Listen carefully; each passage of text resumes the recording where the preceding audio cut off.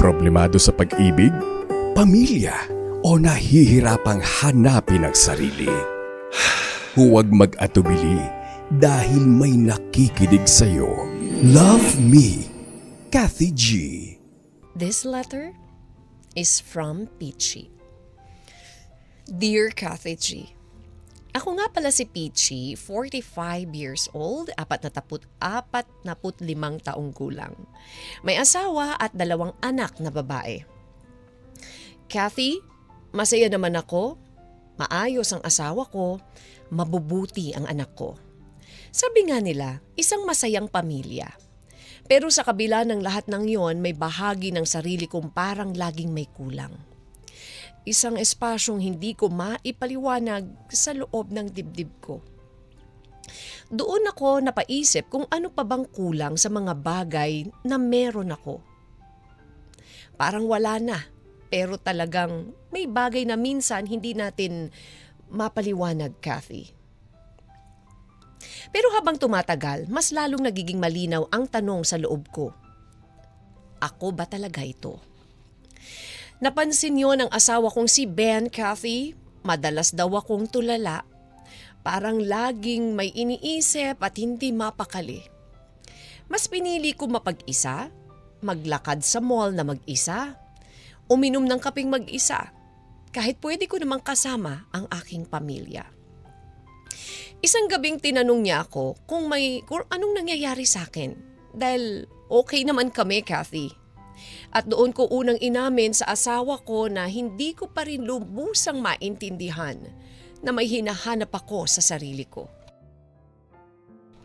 Tahimik lang si Ben, pero hinayaan niya ako, Kathy. Hinayaan niya akong hanapin kung ano bang kulang sa akin. Hinayaan niya akong gawin ang mga bagay na nakakapagpasaya sa akin. At hinayaan niya akong lumabas kasama mga kaibigan ko. Basta't nandyan lang raw sila ng mga anak ko at laging nakasuporta sa akin. Masakit pala, Kathy, minsan na binigyan ka ng kalayaan. Kasi ibig sabihin may tiwala at may posibilidad kang makasakit. Gaya nga ng inaasahan ko. Kathy, aaminin ko, bata pa lang ako, alam ko na boyish ako. Hindi ko lang pinansin, tinago ko. Pinilit kong maging kung ano ang inaasahan ng mundo sa akin. Ang magpakababae, magka-boyfriend, magmahal ng lalaki. Hanggang sa nagkatotoo ang lahat ng iyon.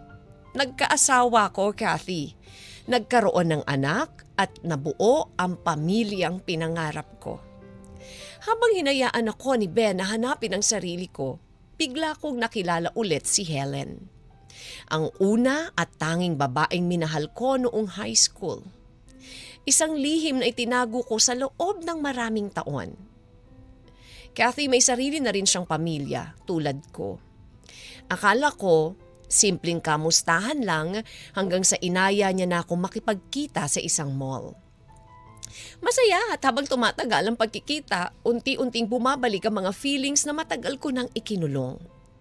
Sa tuwing kasama ko siya, Kathy, para bang may bahagi ng puso ko na unti-unting nawawala yung kulang na nararamdaman ko. Parang ako ulit yung batang si Peachy nung high school na hindi natatakot maging totoo. Doon ko naramdaman ang isang kaligayahang matagal ko nang hindi nararanasan. Kaligayahang para sa sarili ko. Nagtampo si Ben. Napansin niya na mas madalas na akong masaya sa labas kesa sa loob ng bahay, Kathy. At hindi ko na siya masisi dahil totoo naman ang mga nangyayari. Ang hindi niya alam at ng mga anak ko ay bumalik ang dati naming relasyon ni Helen. Ngayon, eto ko at hinaharap ang takot. Parang dumating na yata ang panahon, Kathy, para piliin ko ang sarili ko. Iniisip ko, malalaki na rin naman ang mga anak ko. May sarili na rin silang mundo. May ama silang mapagmahal sa kanila at ako naman, kailan ko pipiliin ang sarili ko? Kathy, mali ba kung piliin ko ang landas kung saan ako mas magiging buo? Mali ba kung pipiliin ko ang pag-ibig na matagal ko nang itinago sa sarili ko? O mali ba akong hinanap ang sarili ko sa paraang may masasaktan? Napakaraming tanong, Kathy. Hindi ko ginustong manakit. Hinanap ko lang kung sino talaga ako. Tinulungan ko lang ang sarili kong punan ang kakulangan na matagal ko nang nararamdaman. Kathy, gusto nang bumukod ni Helen sa pamilya niya para sa pagsasama naming dalawa. Pareho kami ng sitwasyon na lagi niya ring hinahanap kung ano bang kulang at tingin ko ito na yon. Para sa amin na yata ang pagkakataong ito. Kathy, gusto kong marinig ang payo at opinyon ninyo. Pati na rin ang inyong mga tagapakinig. Tama bang iwan ko ang pamilyang meron ako para sa sarili kong kaligayahan? Tama bang unahin ko naman ang sarili ko sa pagkakataong ito? Gulong-gulo na po ang isip ko, Kathy.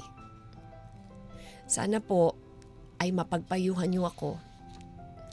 Hanggang dito na lamang, Kathy.